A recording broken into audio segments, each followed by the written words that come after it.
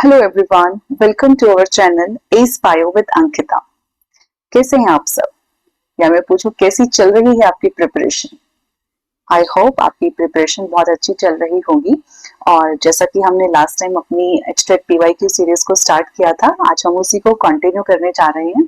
ठीक है, मैं उम्मीद करती हूँ कि आपको हमारी प्रीवियस क्लास जो थी, class number 1 PYQ marathon series, आपको बहुत पसंद आई होगी। ठीक है, आज उसी को कंटिन्यू करेंगे और इन डेप्थ हम क्वेश्चंस को डिस्कस करेंगे। जो इस चैनल पर नए हैं, जो फर्स्ट टाइम इस चैनल पर आए, उनको मैं बता दूं कि ये जो चैनल है, ये जो वीडियो है आज की, ये हमारा स्पेशल जो है एचटेट 2025 के लिए है। उन एस्पिरेंट्स के लिए जो कि पीजीटी साइंस के लिए प्रिपेयर कर रहे हैं या फिर पीजीटी बायोलॉजी के लिए प्रिपेयर कर रहे हैं। अभी हम लोगों ने स्टार्ट किया हुआ है, हमारा जो लास्ट ईयर के जितने भी हमारे पीवाईक्यूज हैं, हम उनको इन वीडियोस के थ्रू कवर अप कर रहे हैं। हम सिर्फ क्वेश्चंस को डिस्कस ही नहीं कर रहे, हम उनके कंसेप्ट्स को भी इन डिटेल में डिस्कस कर रहे हैं। तो ये वीडियो बहुत हेल्पफुल रहने वाली है। तो जो भी नए हैं, प्लीज चैनल को सब्सक्राइब कर दीजिए ताकि नेक्स्ट जो भी इनकमिंग आपकी वीडियो होगी वो आपको मिल जाएगी। ठीक है, और आपकी प्रिपरेशन बहुत अच्छी होगी। साथ ही मैं आपको बता दूं, आपकी प्रिपरेशन के लिए और आपकी रिवीजन सीरीज के लिए मैंने शॉर्ट्स लगा दिए हैं। आपको डेली बेसिस पे चैप्टर वाइज जो है आपको शॉर्ट्स में क्वेश्चंस मिलते रहेंगे। आप अभी मैंने हमारा जो है बायोलॉजिकल क्लासिफिकेशन और हमारा प्लांट किंगडम, इन दोनों चैप्टर्स के जो क्वेश्चंस है वो मैंने डाल दिए हैं आपके रिवीजन के लिए। जब आप चैप्टर को रिवाइज कर लेते हैं तो उसके लिए क्वेश्चन को जानना बहुत जरूरी हो जाता है। तो प्लीज आप उन शॉर्ट्स को भी जरूर देखिएगा ताकि आपको पता चल सके आपकी जो प्रिपरेशन है वो किस लेवल की है। ठीक है, तो चलिए अब टाइम वेस्ट नहीं करते हैं और स्टार्ट करते हैं आज की हमारी video. Yes, so this is our first question and the first question is match the column. क्या कहता है क्वेश्चन, जानते हैं। This is column 1 and this is column 2। मैं पहले बता चुकी हूँ, जो आप मैच द कॉलम वाले जो भी क्वेश्चंस करते हैं उनको आप कोशिश कीजिए कोड्स के थ्रू सॉल्व करने की। इससे क्या होगा, टाइम हमारा कम होता है। 150 क्वेश्चंस हमें कवर अप करने होते हैं पेपर के टाइम पे। तो जब हम कोड्स के थ्रू करते हैं ना, तो एक या दो को ही सॉल्व करने से हमें पूरा आंसर मिल जाता है। ठीक है, तो उसी हम ट्रिक से इस क्वेश्चन को सॉल्व करना सीखेंगे। राइट, तो चलिए स्टार्ट करते हैं। फर्स्ट क्वेश्चन, यस, रोजी। रोजी, याद आया? रोजी कौन थी? रोजी काऊ है ना, हमारे पास काऊ थी जिसका नाम था रोजी। कितना बढ़िया नाम है, रोजी, है ना। तो रोजी की क्या खास बात थी, याद है किसी को? जी हाँ, रोजी की खास बात थी कि रोजी जो थी वो हमें प्रोवाइड करती थी प्रोटीन एनरिच्ड मिल्क। ठीक है, एक ऐसा मिल्क जो क्या है, जिसके अंदर प्रोटीन की क्या है, बहुत ज्यादा एनरिचमेंट है। तो इस काऊ की खासियत थी, रोजी की खासियत थी कि वो हमें क्या प्रोवाइड करती थी, प्रोटीन एनरिच्ड मिल्क। नेक्स्ट, अब देखो, मुझे ए का ऑप्शन मिल चुका है 2, राइट, मुझे आंसर मिल गया।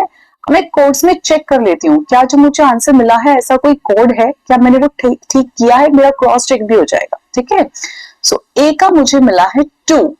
ओके, तो देखो फर्स्ट में ए का 2 मुझे मिला है। ठीक है, मैं नेक्स्ट भी चेक कर लेती हूँ एक बार। नेक्स्ट में मेरे 2 का 1 नहीं, ये मेरा मैच नहीं कर रहा है ना, इसको मैं कट कर देती हूँ।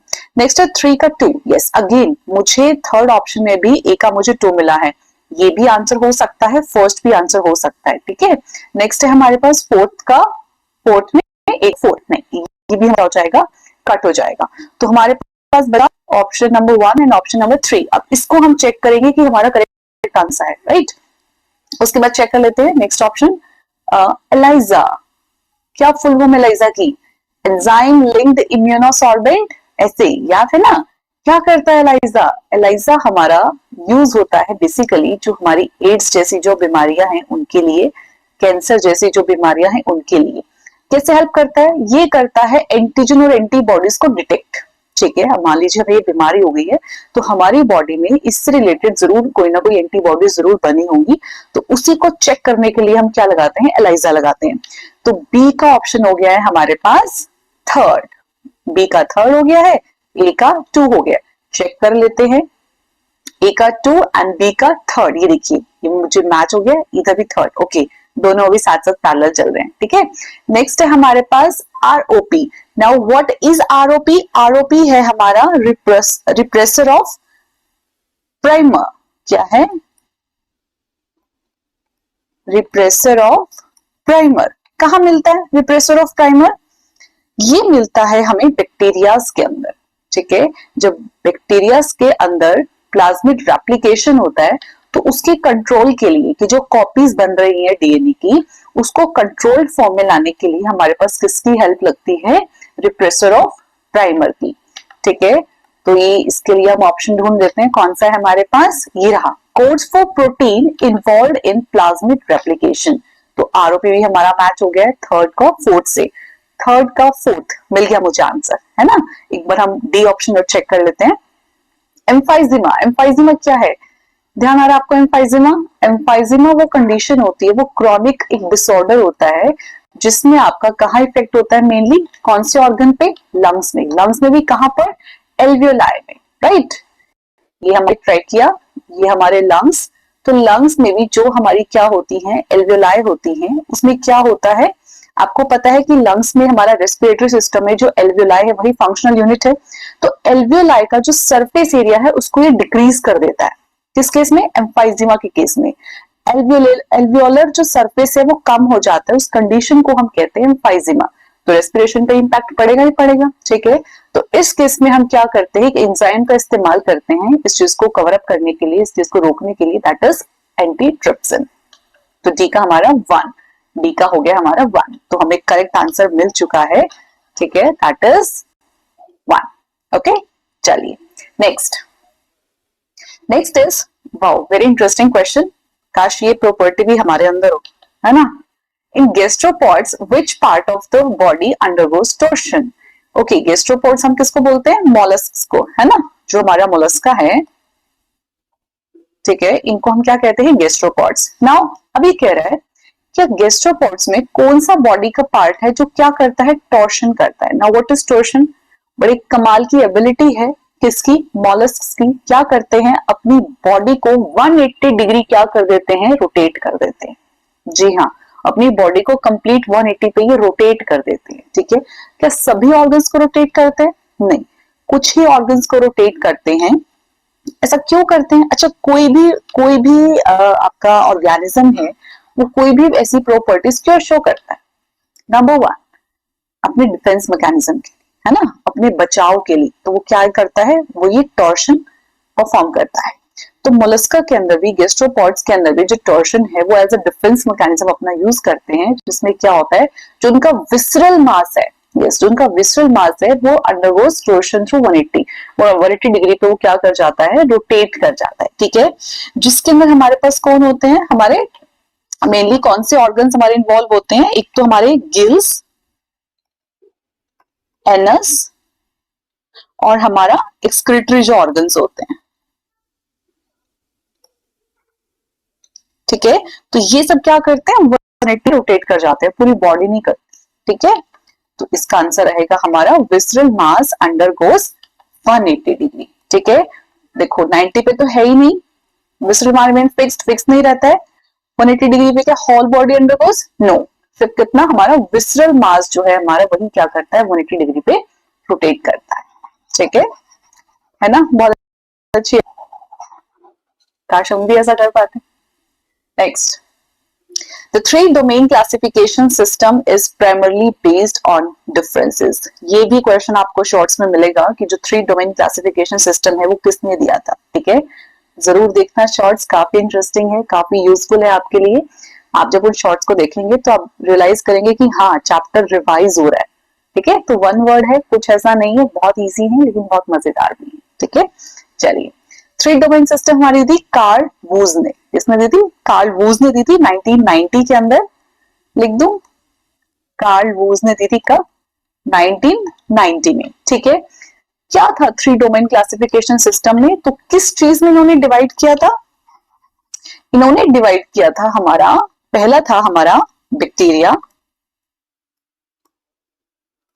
ठीक है, archaea and eukarya. Carl Woese ने 3 डोमेन क्लासिफिकेशन सिस्टम हमें दिया था, ठीक है। क्वेश्चन पूछ रहा है कि ये जो 3 हमने डोमेन्स बनाए थे ये मेनली किसके ऊपर डिपेंड कर रहे थे? क्या था तीनों में जो डिफरेंस था इनको, ठीक है। तो इसको आप लर्न करें। मैंने लास्ट वीडियो में भी कहा था पढ़ने बैठते हैं तो प्लीज अपनी रफ नोटबुक और पेन अपने साथ लेकर बैठे, ठीक है, ताकि जो भी इंपॉर्टेंट इंफॉर्मेशन है या कोई भी कंसेप्ट ऐसा आता है तो आप उसको नोट डाउन कर सकें, ठीक है। तो किसके ऊपर बेस्ड है हमारा, राइबोसोमल आरएनए के ऊपर, ठीक है।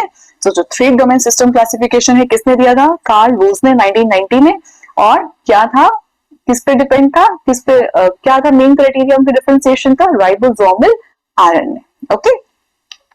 चलिए next, which of the following microorganisms is nature's genetic engineer? अरे वाह, हमारे नेचर में भी कौन है, इंजीनियर्स प्रेजेंट है ना। तो ये पूछ रहा है कि इन गिवन माइक्रोऑर्गेनिजम्स में से कौन सा नेचर का जेनेटिक इंजीनियर है, जो जेनेटिक लेवल पे काम कर रहा है, ठीक है। तो वो है हमारा इसमें से एग्रोबैक्टीरियम ट्यूमेफिशंस, ठीक है। कौन है, एग्रोबैक्टीरियम ट्यूमेफिशन। ये क्या करता है, ये एक नेचुरल फिनोमिना है हमारा, ठीक है। क्या है, नेचुरल फिनोमिना है जिसमें क्या होता है, ये क्या करता है, टी डीएनए को, ठीक है, ट्रांसफर कर देता है किसमें से, फ्रॉम इट्स टीआई प्लाज्मिड में से, ठीक है। क्या करता है, ट्रांसफर करता है टी डीएनए को किसमें से, टीआई प्लाज्मिड में से, किसमें, प्लांट सेल्स में। इसीलिए हम इसको क्या कह रहे हैं, इंजीनियर कह रहे हैं कि नेचुरली ये अपने आप ही क्या करता है, इसको कन्वर्ट करता है, चेंज करता है, ठीक है।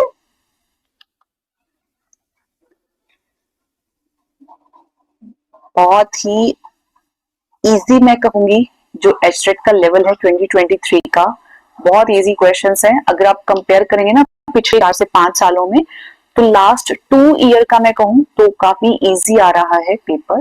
पहले बहुत फिर भी थोड़ा सा लेवल हाई था, बट अभी जो है ना कंप्लीट एनसीईआरटी बेस्ड है। अगर आप एनसीईआरटी को अच्छे से कवर करते हैं तो आपके जो क्वेश्चंस है, आपका जो पेपर है वो बहुत इजीली क्रैक हो सकता है। तो प्लीज जितना हो सकता है अपनी एनसीईआरटी को रिवाइज कीजिए, बार बार रिवाइज कीजिए, 2 बार 3 बार 4 बार। एक एक लाइन आपके लिए बहुत इंपॉर्टेंट है, एक एक डायग्राम आपके लिए बहुत इंपॉर्टेंट है, वहीं से आपकी सारी की सारी प्रिपरेशन हो जाएगी। कुछ एक्स्ट्रा करने की जरूरत नहीं है, क्वेश्चंस की प्रैक्टिस करनी है, आप मेरे चैनल पर आइए, आप एक एक क्वेश्चन की प्रैक्टिस कीजिए। अगर आपको हार्ड कॉपी चाहिए, आपको हार्ड कॉपी का लिंक मैं आपको मेरे telegram channel edge bio with Ankita पर प्रोवाइड कर दूंगी। अब वहां से उसकी हार्ड कॉपी निकलवाइए और उसको अपना रिवाइज कीजिए। फिर कहती हूँ NCERT is the only solution, please follow it.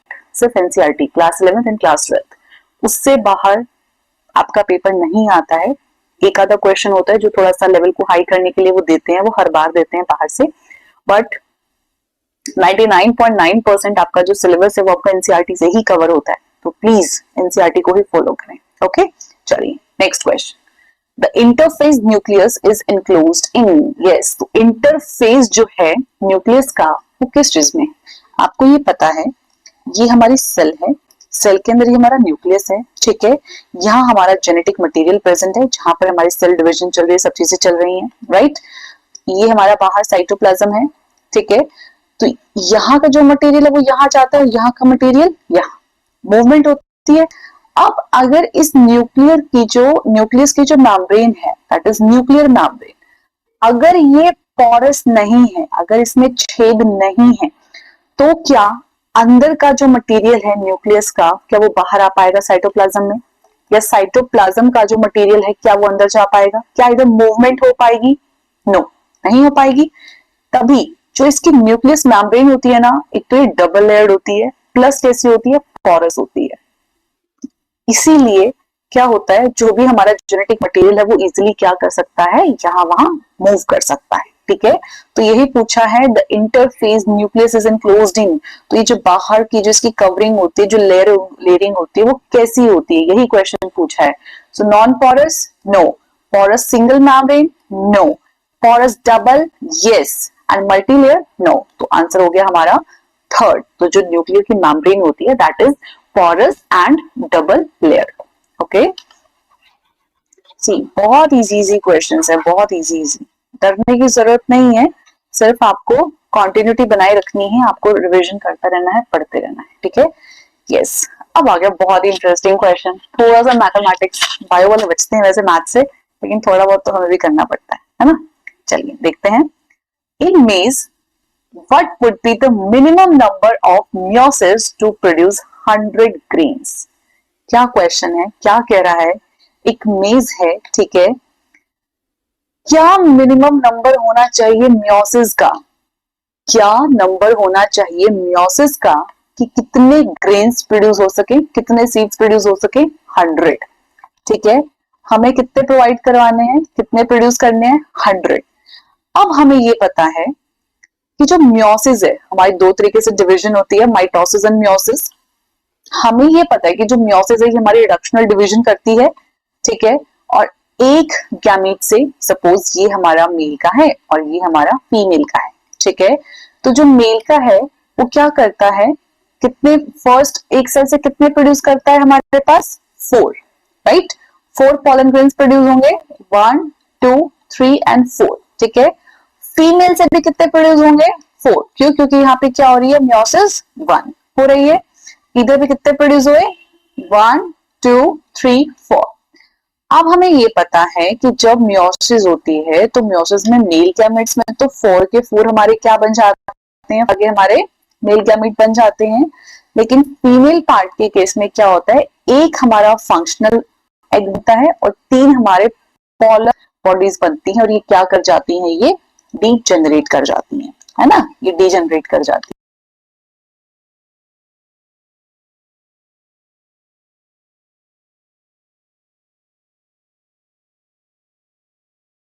Produce हुई है हमारे पास 4, और फीमेल के केस में कितनी प्रोड्यूस हुई है, ओनली 1, ठीक है। अब ये डाटा हमारे पास आ गया, हमने मियोसिस कर दी।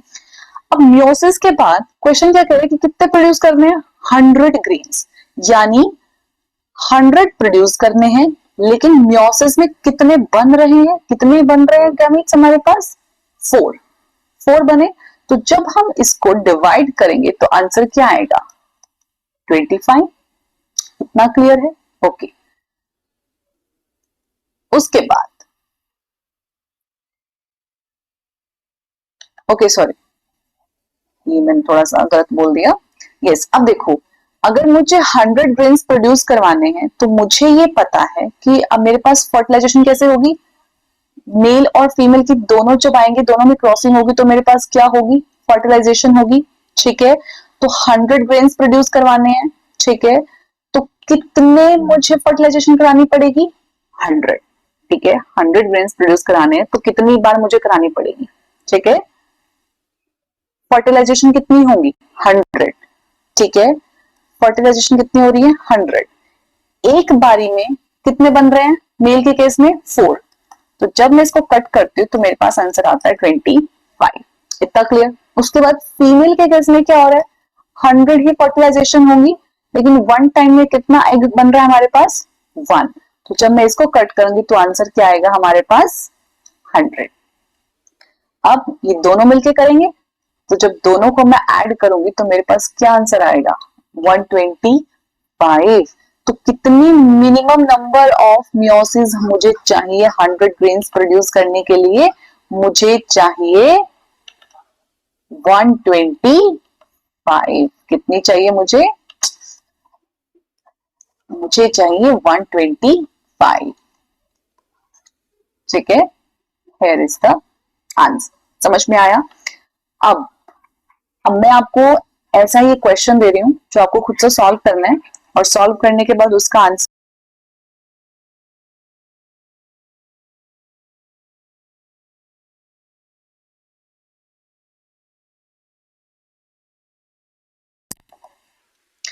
कितने minimum number of meiosis required, ठीक है। 200 ग्रेन्स प्रोड्यूस करने के लिए कितनी मियोसिस रिक्वायर्ड होंगे मिनिमम, मुझे इसका आंसर आप कमेंट सेक्शन में बताएंगे, ठीक है। ये आपका होमवर्क है, क्लास लगा रहे हैं, टीचर सामने बैठा है और होमवर्क ना दे, ऐसा हो ही नहीं सकता, ठीक है। तो ये आपका होमवर्क है, और जो अच्छा बच्चा होगा वो होमवर्क करके लेकर आएगा, और जो उससे भी अच्छा बच्चा होगा वो नेक्स्ट जाके मुझे बताएगा कि मैम आपने होमवर्क दिया था, ठीक है। चलिए next. Okay, which of the following is the waterproofing substance secreted by the cork and endodermal cells? आपसे पूछ रहे हैं कि इनमें से कौन सा मटेरियल है जो कि वाटर प्रूफिंग है, ठीक है, और कहाँ प्रेजेंट है, कौन सिक्रीट कर रहा है, कॉर्क एंड एंडोडर्मल सेल्स, ठीक है। तो आपको बताना है, अब आपको ये पता होना चाहिए कि जो भी हमारी लेयर्स होती हैं, ठीक है, वो कहाँ कहाँ पर और कौन कौन सी प्रेजेंट होती हैं, ठीक है। चलिए देखते हैं क्या है ऑप्शंस में। नंबर 1 है हमारे पास ग्लाइकोकैलिक्स। क्या है हमारे पास? ग्लाइकोकैलिक्स। तो ग्लाइकोकैलिक्स क्या है हमारा? ये होती है एक कार्बोहाइड्रेट की लेयर। ये एक सेल है, सेल के आउटर में किसकी लेयर होती है हमारे पास? कार्बोहाइड्रेट्स की लेयर होती है, ठीक है, जिसको हम बोलते हैं ग्लाइकोकैलिक्स। ऑल नो, ठीक है। तो ये तो नहीं होगी, ये आंसर तो नहीं है हमारा, ठीक है। नेक्स्ट है सोब्रिन। सोब्रिन क्या होती है? ठीक है, ये हमारी एक हाइड्रोफोबिक बाइपोलर लेयर होती है। क्या है? हाइड्रोफोबिक। पता है ना, 2 वर्ड्स होते हैं, हाइड्रोफोबिक एंड हाइड्रोफिलिक। तो फोबिक, फोबिया, डर, किसका डर? हाइड्रो का, वाटर का डर। तो जो वाटर से डरेगा वही तो क्या करेगा? वाटर प्रूफिंग लेयर बनाएगा, राइट। तो जो सोब्रिन है वो क्या है? एक हाइड्रोफोबिक बाइपोलर लेयर होती है, ठीक है। कहां प्रेजेंट होती है? ठीक है, ये प्रेजेंट होती है कॉर्क सेल, एंडोडर्मल सेल्स और हमारी एंडोडर्मिस ऑफ रूट्स। ये यहाँ प्रेजेंट होती है, ये क्वेश्चन में पूछा भी है, ठीक है। तो सोब्रिन लग रहा है कि इसका आंसर होगा, बट हम नेक्स्ट भी चेक कर लेते हैं। नेक्स्ट है हमारे पास टैनिन। टैनिन क्या है? टैनिन होता है हमारा ये एक फिनोलिक कंपाउंड है। कैसा कंपाउंड है? फिनोलिक कंपाउंड है, ठीक है, जो कि क्या करता है? ये बाइंडिंग में हेल्प करता है। इसकी बहुत अच्छी एबिलिटी होती है बाइंडिंग की, इसलिए इसका यूज ना कमर्शियल लेवल पे बहुत है। जैसे अगर हम बात करें लेदर की, तो लेदर के केस में हमारा यही मटेरियल है जो यूज होता है और इसका काफी काफी जो है कमर्शियल यूज है, ठीक है। तो ये तो नहीं है हमारा ऑप्शन जो हम ढूंढ रहे हैं, ठीक है। नेक्स्ट है हमारा क्यूटिन। क्यूटिन क्यूटसी लेयर है, ठीक है, क्यूटसी विक्सी लेयर है क्यूटिन, ठीक है। कहाँ पे प्रेजेंट है? आउटर पे, पता है, लीफ की जो सर्फेस होती है विक्सी लेयर होती है, क्यूटिकल्स वहां पे प्रेजेंट होते हैं, क्यूटिन्स प्रेजेंट होते हैं, ठीक है। तो ये भी नहीं है, हमसे पूछा गया है कॉर्क और एंडोडर्मल सेल्स का, तो वहां पर हमारी होती है सुबिन, ठीक है। So second is the answer. चलिए next, Which of the following is a parasitic green algae? हमें ये बताना है कि इनमें से कौन सी पैरासिटिक ग्रीन एल्गी, ठीक है। देखते हैं। अच्छा, ये क्वेश्चन आप प्लीज नोट डाउन करें, ये एनसीईआरटी में नहीं है, ठीक है। प्लीज इसको नोट डाउन कर लें, इन नेम्स को भी नोट डाउन कर लें, ठीक है। तो सबसे पहले क्या है हमारे पास? पोरफायरा, ठीक है। पोरफायरा हमारी क्या होती है? ये होती है हमारी red algae. Red algae, porphyra क्या है? Red algae. हार्वेला भी क्या है हमारी? रेड एल्गी, वो भी ग्रीन एल्गी नहीं है, रेड एल्गी है। नेक्स्ट है ट्रिबॉक्सिया। ट्रिबॉक्सिया भी है हमारी, ओके, ये हमारी ग्रीन एल्गी है, लेकिन ग्रीन एल्गी में भी कैसी एल्गी है हमारी? यूनिसेल्युलर, यूनिसेल्युलर ग्रीन एल्गी, ठीक है। उसके बाद है सिफेलोरस। सिफेलोरस है हमारी कैसी? Parasitic green algae. इसको हम एक और नाम से भी जानते हैं, दैट इज रेड रस्ट। देखिए, नाम रेड रस्ट है, बट है क्या? Parasitic green algae. कंफ्यूज नहीं होना है, रेड रस्ट उसका कॉमन नेम है, ओके, और लेकिन है क्या? ये एक पैरासिटिक ग्रीन एल्गी, ठीक है। पोरफायरा, हार्वियला दोनों कैसी है? रेड एल्गी है। ट्रिबॉक्सिया कैसी है आपकी? यूनिसेल्युलर ग्रीन एल्गी है। और सिफेलोरस कैसी है आपकी? पैरासिटिक ग्रीन एल्गी है, ठीक है। तो हमारा आंसर हो जाएगा 4th। उसके बाद मैच द कॉलम, ठीक है। अगेन ये क्वेश्चंस बड़े इजी होते हैं, है ना, इनको कवर अप करना आसान रहता है, 1-2 से ही हमें आंसर मिल जाता है, ठीक है। नंबर 1 पॉलीराइबोसोम्स, और किस नाम से जानते हैं? पॉलीसोम्स, राइट। राइबोसोम्स, क्या फंक्शन होता है राइबोसोम का? क्या करता है? प्रोटीन की सिंथेसिस करता है। ये देखो सामने ही बैठे हमारे आंसर देता, है ना। तो क्या है? पॉलीराइबोसोम्स क्या है? प्रोटीन की सिंथेसिस करते हैं। तो ए का 1 चेक कर लेते हैं कोड में, ए का 1, ये देखो 2 ऑप्शन देते हैं, ये भी है ना, कंफ्यूज करने के लिए 50-50।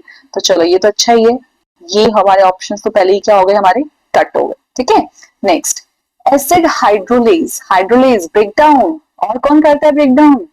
लाइसोसोम्स में तो ब्रेकडाउन करते हैं हैं, और ये भी आंसर हमारे सामने ही बैठे है ना। तो बी का टू दोनों में चल रहा है, ठीक है। नेक्स्ट देखते हैं, SER स्मूथ एंडोप्लाज्मिक रेटिकुलम। क्या है स्मूथ एंडोप्लाज्मिक रेटिकुलम? ये क्या करता है? ये हमारी लिपिड्स की, फॉस्फोलिपिड्स की क्या करता है? सिंथेसिस करता है, उनको बनाता है, प्रोडक्शन करता है। साथ में कुछ हमारे स्टेरॉइड्स होते हैं, उनकी भी क्या करता है? ये सिंथेसिस करता है, ठीक है। उनकी भी क्या करता है? ये सिंथेसिस करता है, ठीक है। तो ऑप्शन में लिख देते हैं, ये रहा हमारे पास SER स्टेरॉइड सिंथेसिस, मिल गया। सी का फिफ्थ, ये रहा सी का फिफ्थ, ये रहा, है ना। तो थर्ड ऑप्शन जाएगा हमारा। चेक कर लेते हैं फिर भी एक बार, ठीक है। उसके बाद क्या है हमारा? थाइलाकॉइड कहाँ प्रेजेंट होता है? क्लोरोप्लास्ट के अंदर, राइट। कहाँ प्रेजेंट होता है? क्लोरोप्लास्ट के अंदर, पता है ना। और कैसा कैसा स्ट्रक्चर होता है? ऐसा, है ना, कॉइन्स के जैसा। इसको हम बोलते हैं थाइलाकॉइड। और इस अरेंजमेंट को क्या बोलते हैं? Grana, right. चेक करो, ग्रेना एंड माइटोकॉन्ड्रिया, क्या होगा answer? Thylakoid is related to grana. D का थ्री मिल गया। ये चल रहा है हमारा आंसर। चलिए नेक्स्ट, क्रिस्टे क्या है? हमारी फोल्डिंग्स होती है किसमें? माइटोकॉन्ड्रिया के अंदर, है ना। तो क्रिस्टे रिलेटेड टू माइटोकॉन्ड्रिया। ई का आंसर हो गया हमारा fourth. So third is the correct answer, ठीक है। कितना इजी है। अगर मुझे एक दो ऑप्शन भी पता है तो ये वाले जो क्वेश्चंस होते हैं ना, ये बहुत इजी होते हैं सच में। अगर आप इनमें भी मार्क्स कट करवा के आएंगे तो फिर अच्छा नहीं होगा, है ना। तो ध्यान से हम इन क्वेश्चंस को बहुत अच्छे से कर सकते हैं। नेक्स्ट, ये आज का हमारा आज की वीडियो का लास्ट क्वेश्चन है, ठीक है। चलिए, etiolation in plants is caused by. क्या है इटियोलेशन? बहुत इजी, क्या है? हमें ये पता है कि जिन प्लांट्स को, सपोज हमारे पास दो कंडीशन है, ये हमारा डे कंडीशन है और ये हमारी नाइट की कंडीशन है, ठीक है। ये आ गए हमारे चंदा मामा ठीक है। तो जो हमारा सन में जो प्लांट ग्रो करता है वो बहुत ही हेल्दी होता है, ग्रीन होता है। क्यों? क्योंकि हमें पता है कि सन के प्रेजेंस में प्लांट क्या करता है? फोटोसिंथेसिस करता है। लेकिन जिस प्लांट को हम कहाँ ग्रो करेंगे? डार्क में ग्रो करेंगे। कहाँ ग्रो कर रहे हैं? डार्क में। तो उस केस में क्या होगा? जब चीजें डार्क कंडीशन में ग्रो होती हैं, ठीक है, तो प्लांट्स की ग्रोथ इतनी अच्छी नहीं होती जितनी की लाइट की प्रेजेंस में होती है, ठीक है। मान लीजिए कोई पौधा जिसको सनलाइट की जरूरत है और उसको हमने रख दिया कहाँ पे? डार्क में। होता है ना ऐसा कि कुछ प्लांट्स को ज्यादा धूप की जरूरत होती है, किसी प्लांट को कम धूप की जरूरत होती है। तो ऐसा प्लांट जिसको धूप की जरूरत है, कि मैंने कहाँ रख दिया उसको? डार्क कंडीशंस में, ठीक है। डार्क में रखेंगे तो क्या होता है? एक बात बताओ, सबसे पहले आपको ये पता चल रहा है कि हमारा प्लांट को, हमारे प्लांट की ग्रोथ अच्छी नहीं होती, तो सबसे पहले आप कैसे पता लगाते हो? मुरझा जाता है।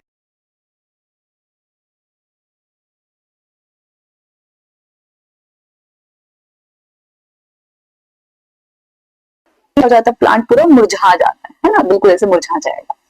तो ऐसे में क्या होता है? प्लांट की ग्रोथ भी अच्छी नहीं होती है और प्लांट की जो लीव्स थी वो भी येलोइश स्टार्ट हो जाती हैं। तो इस कंडीशन को हम कहते हैं इटियोलेशन। क्या कहते हैं? इटियोलेशन। जब प्लांट की ग्रोथ प्रॉपर ना हो और लीव्स कैसे स्टार्ट हो जाए? Only yellow. किस कंडीशन में? डार्क कंडीशन में। तो उसे हम कहते हैं इटियोलेशन। तो देख लीजिए आंसर, ढूंढ लीजिए अपना आंसर कहाँ है। Deficiency of iron. Deficiency of iron की वजह से हुआ? No. Deficiency of calcium? No. Being grown in dark. We got our answer, right. Now virus infection? No. तो हमारा आंसर क्या हो जाएगा? C, being grown in dark. Okay, done. ये थी हमारी आज की वीडियो।